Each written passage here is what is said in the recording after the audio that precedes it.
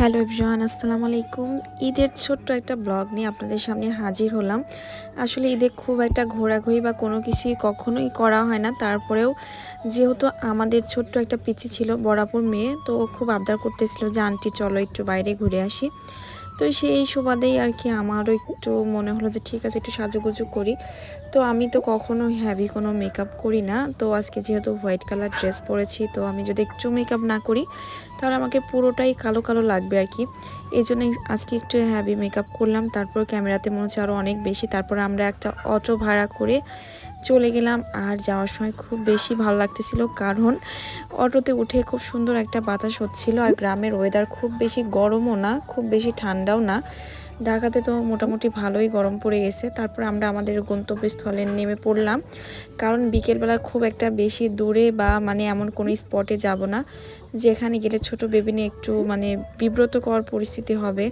আর ছোট বাচ্চা নিয়ে গেলে কোথাও কিন্তু আরাম মতো ঘোরা যায় না, খাওয়া দাওয়া করা যায় না, কোনো কিছুই করা যায় না।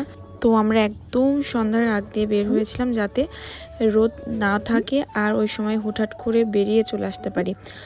তো এই তো আমার হাজব্যান্ড আর আমি অনেকগুলো স্ন্যাপ নিচ্ছিলাম, একটু ভিডিও নিচ্ছিলাম।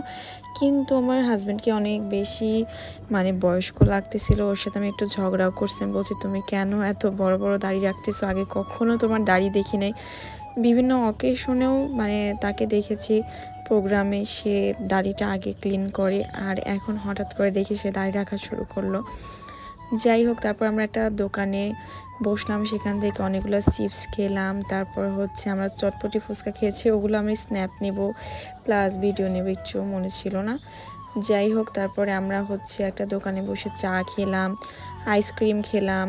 তো আমার কাছে মনে হচ্ছিল যে আইসক্রিমটা খুব ভালো লাগতেছিল গরমে, ওটাই পারফেক্ট। তো আমরা চিপসগুলো অনেক বেশি মজার ছিল, এটা আমার ফার্স্ট এক্সপিরিয়েন্স। এই চিপসগুলো আমি আগে কখনো খাইনি। আর আইসক্রিমগুলো গরম গরম ভাব, তার মধ্যে আইসক্রিম খুব মজা লাগতেছিল। তারপরে চারিদিক থেকে ভালোই বাতাস আসতেছিল, ফাঁকা জায়গায় বসে খাওয়ার মজাই আলাদা। তো আমরা সবাই একটা একটা করে আইসক্রিম নিচ্ছিলাম। আমার হাজব্যান্ড নেয় নাই, বলছে যে না আমি আইসক্রিম খাবো না, আমার গলা ব্যথা করছে। যখন আমার আইসক্রিমটা খুলেছি তখন বেচারা আমার থেকে টান দিয়ে নিয়ে বলে দাও না আমি একটু খাই, তোমাদের খাওয়া দেখে আমার একটু ইচ্ছে করতেছিল। কি সোসা চিন্তা করেন। যাই হোক, আসলে তার গলা ব্যথা করতেছিল, এই জন্য খাই নাই। কিন্তু ওই সময় প্রচুর গরম পড়তেছিল।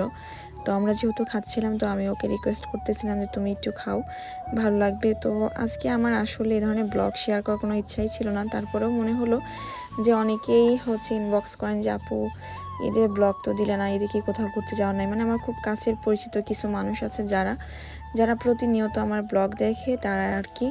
তারপর আমরা গাড়িতে করে হাওয়া খাইতে খাইতে খাইতে খাইতে দেখেন সন্ধ্যা সন্ধ্যা একটা ভাব, তাই না? তো আজকে এই পর্যন্তই, সবাই ভালো থাকবেন, সুস্থ থাকবেন, আল্লাহ হাফেজ।